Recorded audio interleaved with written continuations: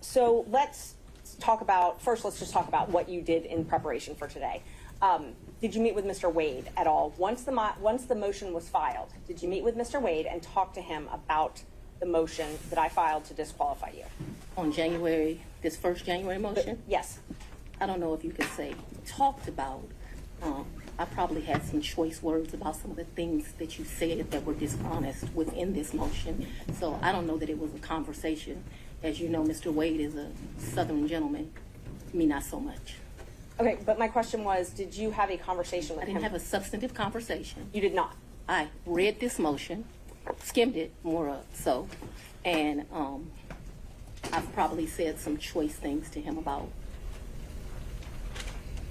some of the lies they were told. Okay. And then printed in the media because, you know, we used to be in a day and time where you had 60 Minutes and people did stories and they verified information and you had this great reporting. But it seems today that a lawyer writes a lie and then it's printed for all of the world to see. Well, I just want to make sure that you answer the question I asked, though. So my question was... I'm going to object. Been asked and answered. Overruled, Mr. Abadi. I told you what happened. I read the motion. I am sure I told him what my opinion of it is. Okay. And past that, we had no substantive conversation. You did not? Okay. Is there something you didn't understand? No, I just wanted to make sure that Okay. you did not have a meeting with him in the conference room to discuss the motion. Next question, No. Ms. Merchant. So in the conference room of my office within this week, you produced some financial document. That financial document was given to me, something, and I'm not even sure who was given it to him by me or Mr. Abadi gave it to me.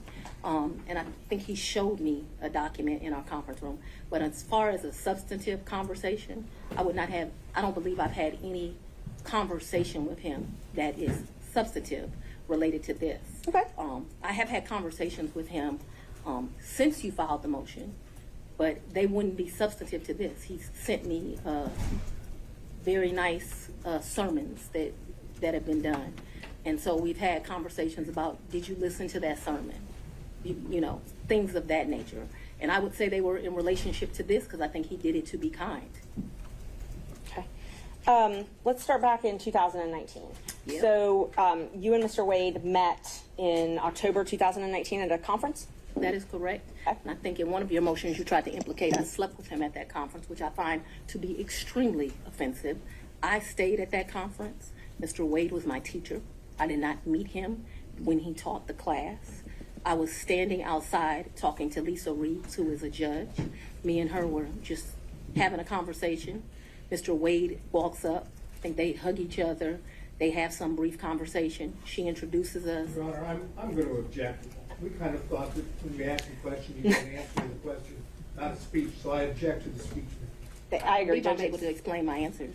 I believe she's able to explain her answers. And that's Ms. Merchant, that's okay. I can handle it. Ms. Willis, I'll ask you just listen to the answer, or excuse me, the question, and keep the answers confined to the question as best you can. I think you'll have more than enough ample opportunity on when the state was Well, able it's to ask highly follow-ups. offensive when someone lies on you, and it's highly offensive when they try Judge. to implicate that you slept with somebody the first day you met with them, and I take exception to it. All right. Well, Ms. Willis, you'll have the opportunity to explain all of that when it's the state's turn to ask more open-ended questions. Yeah. Ms. Merchant. Thank you, Judge. So again, my question was, you all met at that conference, though, right? We did the meeting. Okay. He, as I stated, he taught the class. I did not actually meet him when he taught the class. I walked out of the class, and I'm not sure if it was that exact class or we had went to lunch, but we were standing in the vestibule, like outside of the class. Me and Judge Reeves were having a conversation. She had worked at a law firm I worked at back in 1996. We're getting way afar. I mean, I don't mind her explaining her answers, but I literally just asked if they met at that She's conference. explaining how she met Mr. Wade, which was exactly the question asked by Ms. Merchant. It was- These answers are more than appropriate. Ms. Merchant, if you want more concise answers, perhaps you could lead the witness. I will. Thank you, Judge. Isn't it true that you met Mr. Wade October 2019 I'm at gonna a judge's object. He conference? hasn't gotten to the point where Ms. Willis should be treated hostile in this situation. I think we And have. I'm very Mr. much Abadi. want to be here, so I'm not a hostile witness. I very much want to be Not here. so much that you're hostile, Ms. Willis. It'd be an adverse witness. Your interests are opposed to Ms. Merchant's.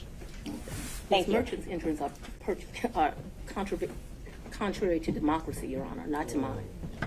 All right, let's Judge, proceed. I would just ask that We we... can keep things moving. Ms. Thank Merchant, you. next question, Thank you. please. Okay, so we've confirmed when you met. After that, isn't it true? No, I need to explain this, and I think I get to explain my answers. When I met him, Judge Reeves introduced us. He handed me his business card. I'm unsure if I handed him my business card, but we exchanged information. He said, if you ever need any help, give me a call.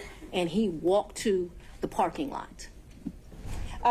So after that, you started dating shortly thereafter, correct? A lie. That's one of your lies.